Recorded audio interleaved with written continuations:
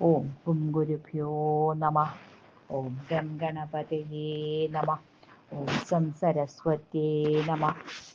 ഓം കാരപ്പൊരുളാം ജഗജ്ജനനീ നിൻ പാദം സ്മരിച്ചൻവഹം ശങ്കാഹീനമുരച്ചിടാം സവിനയം സത്യം പരം ധീമഹി.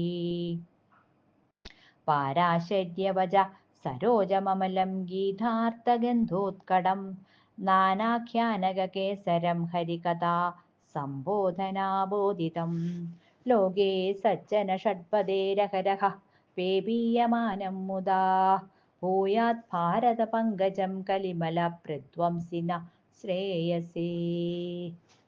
ശ്രീ മഹാഭാരതം കിളിപ്പാട്ട് സംഭവപർവം വേദവ്യാസോൽപത്തി.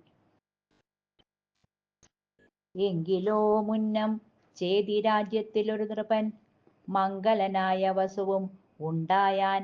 അവൻ നന്നായി ഇന്ദ്രനെ സേവിക്കയാൽ കൊടുത്തു വരങ്ങളും ഇന്ദ്രൻ. മാലയും ഒരു വൈഷ്ണവമായ ദണ്ഡും ആകാശേ നടപ്പതിനായൊരു വിമാനവും ലോകവൃത്താന്തമെല്ലാം അറിവാൻ വിജ്ഞാനവും ഒക്കവേ കൊടുക്കയാൽ എത്രയും പ്രസിദ്ധനായി വിഖ്യാത കീർത്തിയോടു രക്ഷിക്കും കാലത്തിങ്കൽ ഉപരിചരൻ എന്ന നാമവും ഉണ്ടായി വന്നിതു. ഉപരിഭാഗത്തിങ്കൽ ചരിക്കായി വന്ന മൂലം വാസവഭക്തനായൊരു പരിചരൻ വസുവാസവൻ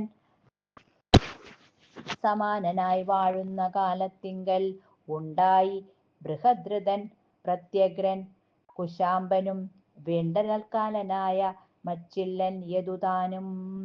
തനയന്മാരായി 5 ബാലന്മാരുണ്ടായതിൽ മണിവാഹനനെന്നു ചൊല്ലുവോർ കുശാംബനെ. അവരെ ഓരോരോ നാട്ടിൽ വാഴിച്ചാൻ ഐവരെയും. അവിടെ ബൃഹദ്രഥൻ മഗധ രാജാവായാൻ. അക്കാലം ചേതിരാജ്യം തന്നെ അരികത്തു ചൊൽക്കണ്ട ശുക്തിമതിയാകിയ നദി തന്നെ കാമിച്ചു കോലാഹലനാകിയ ഗിരിവരൻ പ്രേമത്തോടവളെ ചെന്നാശ്ലേഷം ചെയ്താനവൻ. വേഗത്തിൽ ഒഴുകുന്ന വാഹിനിക്കതു നേരം പോകരുതാതെ വന്നു പർവ്വതം തടുക്കയാൽ വെള്ളവും മേൽപോട്ടേക്കു പൊങ്ങി അന്നാട്ടിലെല്ലാം ഉള്ളവരെല്ലാം കൈക്കൊണ്ട അന്യായം ചൊൽകയാലേ. മന്നവൻ വസുതാനും അന്നേരം അതു കണ്ടു ചെന്നൊന്നു ചവിട്ടിനാൻ പർവ്വതവരൻ തന്നെ. പൊടിഞ്ഞു ഗിരിവരൻ നടന്നു നദിതാനും മടങ്ങി തന്നിലാശു തെളിഞ്ഞു ജനങ്ങളും. പൃഥ്വീധരൻ നദി തന്നിൽ ഉൽപ്പാദിച്ചിട്ടധിക ഗുണത്തോടു 2 പൈതങ്ങളുണ്ടായി. ഒന്നൊരു പുമാനതിൽ മറ്റേതു കന്യകയും.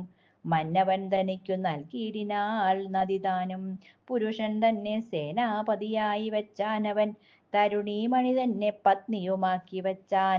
ഗിരികയെന്നു തന്നെ പേരവൾക്കാകുന്നതും പെരികെ മനോഹരി എന്നതേ പറയാവൂ. അവളും ഒരു ദിനം അമൃതധർമ്മത്തെ പ്രാപിച്ച അധിക ശുദ്ധയായി ചതുർത്ഥ സ്നാനം ചെയ്താൾ. അന്നല്ലോ മൃഗങ്ങളെ കൊന്നു കൊണ്ടുവരികെന്നു മന്നവൻ തന്നോട് അപേക്ഷിച്ചിതു പിതൃക്കളും. പോയിതു നായാട്ടിനന്നു ഭൂപതി അതു നേരം പോയില്ല മനസ്സവൾ തന്നോടു പിരിഞ്ഞേതും. സുന്ദരാംഗിയെ തന്നെ ചിന്തിച്ചു നൃപവരൻ മന്ദം മന്ദം പോയൊരു കാനനം പുക്ക നേരം. മന്ദാരകുന്ദമാകന്ത സന സൂന മകരന്ദ സംയുക്ത മന്ദ ഗന്ധവാഹാദികളും കോകില ശുക ക്രൗഞ്ച സാരസ ചക്രവാക കേകി ഷൾപദ മുഖ്യ പക്ഷികൾ നാദങ്ങളും സൂകര കരി ഹരിണി മഹിഷാദി ഭോഗലീലാദികളും കണ്ടു ചെമ്മേ മാനസമഴിഞ്ഞ് ഇന്ദ്രിയ സ്ഖലനവും വന്നിതു ബലാലപ്പോൾ. കന്ദർപ്പ